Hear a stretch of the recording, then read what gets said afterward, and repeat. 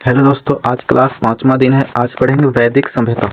वैदिक काल का विभाजन दो भागों में किया गया है। पहला ऋग वैदिक काल, दूसरा उत्तर वैदिक काल। ऋग वैदिक काल 1500 से 1000 ईसा पूर्व तक, उत्तर वैदिक काल 1000 से 600 ईसा पूर्व तक किया गया है। आर्य सर्वप्रथम पंजाब अफगानिस्तान में बसे। आर्य सर्वप्रथम पंजाब एवं अफगानिस्तान में बसे। मैक्स मुलर ने आर्यों का मूल निवास मध्य एशिया को माना है। आर्यों का मूल निवास मध्य एशिया को माना है। आर्यों द्वारा निर्मित सभ्यता वैदिक सभ्यता कहलाई। आर्यों द्वारा निर्मित सभ्यता वैदिक सभ्यता कहलाई और यह एक ग्रामीण सभ्यता थी। यह एक ग्रामीण सभ्यता थी। आर्यों की भाषा संस्कृत थी। आर्यों की भाषा संस्कृत थी। आर्यों की भाषा संस्कृत थी। आर्य शब्द भाषा समूह को इंगित करता है। आर्य शब्द भाषा समूह को इंगित करता है। आर्य के प्रशासनिक इकाई आरोही क्रम में इन 5 भागों में बांटा गया है। कुल, ग्राम, विस, जन, राष्ट्र। ग्राम की मुखिया ग्रामणी होती थी। ग्राम की मुखिया ग्रामणी होती थी। विस का प्रधान विसपति। विस का प्रधान विसपति। जन का शासन राजन कहलाते थे। जन का शासन राजन कहलाते थे।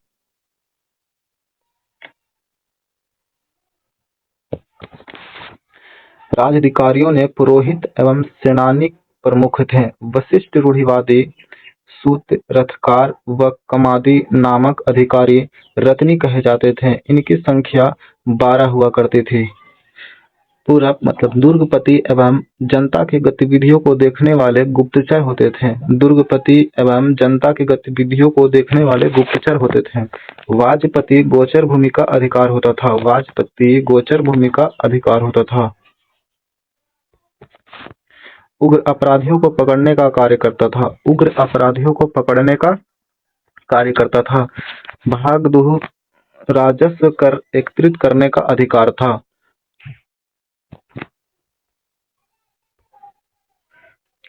ऋग्वेद में किसी तरह का न्यायाधिकार का उल्लेख नहीं किया गया है।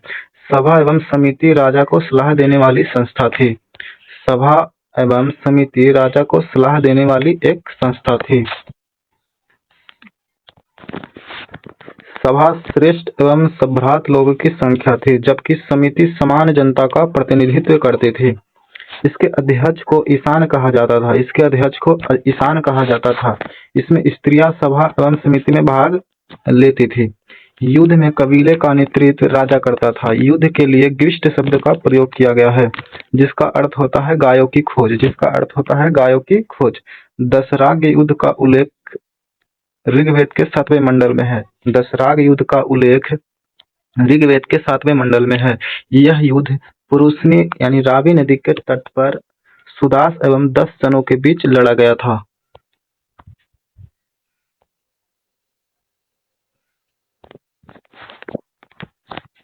जिसमें सुदास विजयी हुआ।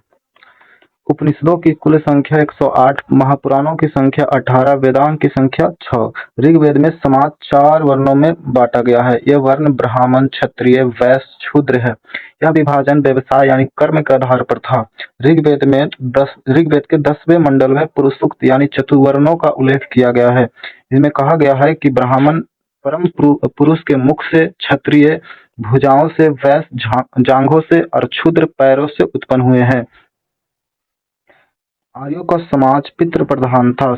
यह समाज की सबसे छोटी इकाई को परिवार या कुल कहा जाता था। समाज की सबसे छोटी इकाई को परिवार या कुल कहा जाता था, जिसकी मुखिया पिता होता था, जिसे कुलप भी कहा जाता था। जिसे कुलप भी कहा जाता था। स्त्रियां इस काल में अपने पति के साथ यज्ञ कार्य में भाग लेती थी। बाल विवाह एवं पर्दा प्रथा का प्रचलन नहीं था। विधवा अपने मृतक पति के छोटे भाई यानी देवर से विवाह कर सकती थी।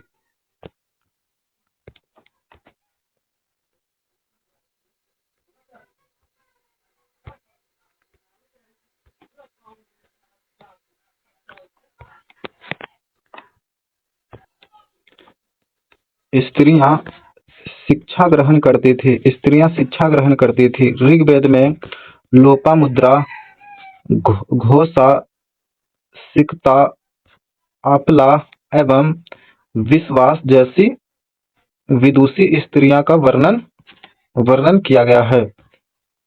गार्मी गार्मी ने याज्ञवल्क्य को वाद विवाद की चुनौती दी थी। जीवन भर अविवाहित रहने वाली महिलाओं को अमाजु कहा जाता है। जीवन भर अविवाहित रहने वाली महिलाओं को अमाजु कहा जाता था।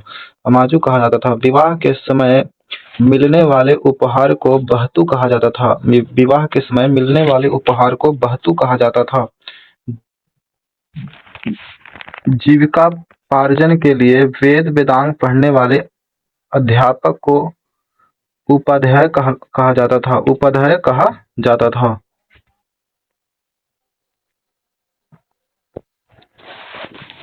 आर्यों का मुख्य पेय पदार्थ सोमरस था। आर्यों का मुख्य पेय पदार्थ सोमरस था। यह वनस्पति से बनाया जाता था। आर्य 3 प्रकार के वस्त्र का प्रयोग करते थे। वास, अधिवास, उष्णीय। अंदर पहनने वाले कपड़े को नीवि कहा जाता था। अंदर पहनने वाले कपड़े को नीवि कहा जाता था। आर्य मनोरंजन का मुख्य साधन था संगीत, रथ दौड़, घुड़दौड़, धूत क्रीड़ा। आर्यों का मुख्य व्यवसाय पशुपालन एवं कृषि था। महर्षि कणाद को भारतीय परमाणुवाद का जनक कहा जाता है। महर्षि कणाद को भारतीय परमाणुवाद का जनक कहा जाता था। गायों को अधन्य कहा जाता था। ना मारे जाने योग्य पशु की श्रेणी में रखा गया। गाय की हत्या करने वाले को या घायल करने वाले व्यक्ति को वेदों में मृत्युदंड एवं देश से निकालने की व्यवस्था की गई है। वैदिक काल में एक धनी व्यक्ति को गोमत कहा जाता है। गोमत कहा जाता है।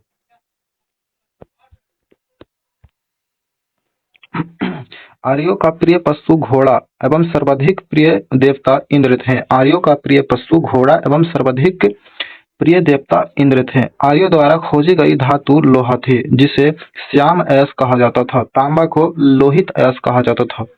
भारतीयों को लोहे का ज्ञान ईसा पूर्व 8वीं सदी में प्राप्त हुआ। व्यापार हेतु दूर दूर तक जाने वाले व्यक्ति को पनी कहते थे।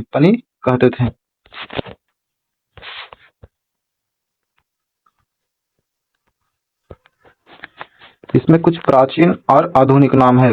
क्रुभ का आधुनिक नाम कुर्रम, कुभा के काबुल, बितस्ता का झेलम, आस्किनी के चिनाव, पुरुषनी के रावी, शतुद्री के सतलज, बिपाशा के ब्यास, सदानीरा के गंडक, सिद्धिति के घग्घर, गोमती के गोमल, स्वस्तु के स्वात।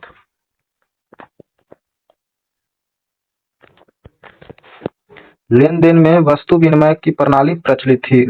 ऋण देकर ब्याज लेने वाले व्यक्ति को वैकनॉट या खुदखोर कहा जाता था। मनुष्य एवं देवता के बीच मध्यस्थ की भूमिका निभाने वाले देवता को अग्नि पूजा की जाती थी। ऋग्वेद में उल्लेखित नदियां में सरस्वती सबसे पवित्र नदी थी। ऋग्वेद में गंगा 1 बार, यमुना का उल्लेख 3 बार और सिंधु का उल्लेख सर्वाधिक बार किया गया है। उत्तर वैदिक काल में इंद्र के स्थान पर ऋग्वैदिक काल में इंद्र और उत्तर वैदिक काल में इंद्र के स्थान पर प्रजापति सबसे प्रिय देवता हो गए थे। विष्णु के 3 पगों की कल्पना का विकास उत्तर वैदिक काल में हुआ है। उत्तर वैदिक काल में राजा का राज्याभिषेक के समय राजस्व यज्ञ का अनुष्ठान किया जाता था। उत्तर वैदिक काल में वर्ण व्यवसाय की बजाय जन्म के आधार पर किया गया। उत्तर वैदिक काल में हल को सीरा और हल रेखा को सीता कहा जाता था। उत्तर वैदिक काल में निक्स और शतमान की मुद्रा इकाइयां थी, जिसमें सिक्के का चलन का कोई प्रमाण नहीं मिलता। सांख्य दर्शन भारत के सभी दर्शनों में सबसे प्राचीन है। इसके अनुसार मूल तत्व 25 है, जिनमें प्राकृतिक पहला तत्व है।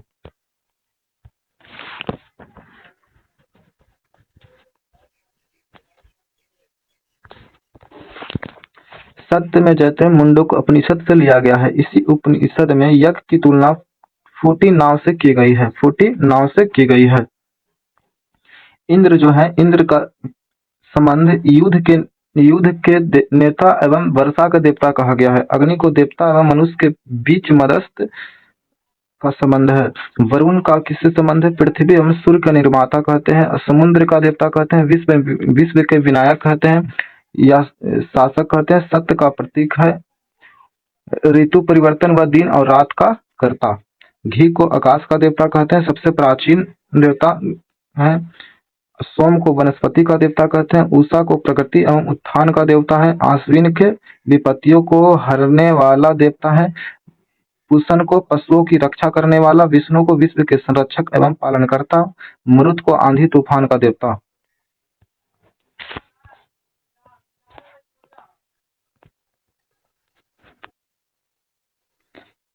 ईसा पूर्व दूसरी सदी में राजाओं को उपयुक्त यज्ञ वेदी बनाने के लिए अपस्तंभ व्यवहारिक ज्यामिति की रचना की गई है। गायत्री मंत्र सावित्री नामक देवता को संबोधित करता है, जिसका संबंध ऋग्वेद में लोगों को आर्य बनाने के लिए विश्वामित्र ने गायत्री मंत्र की रचना की थी।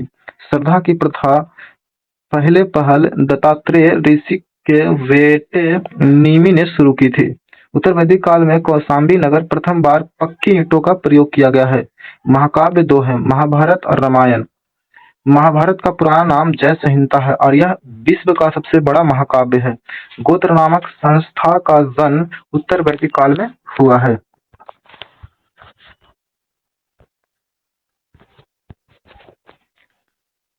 रूढ़िवाद और नास्तिक।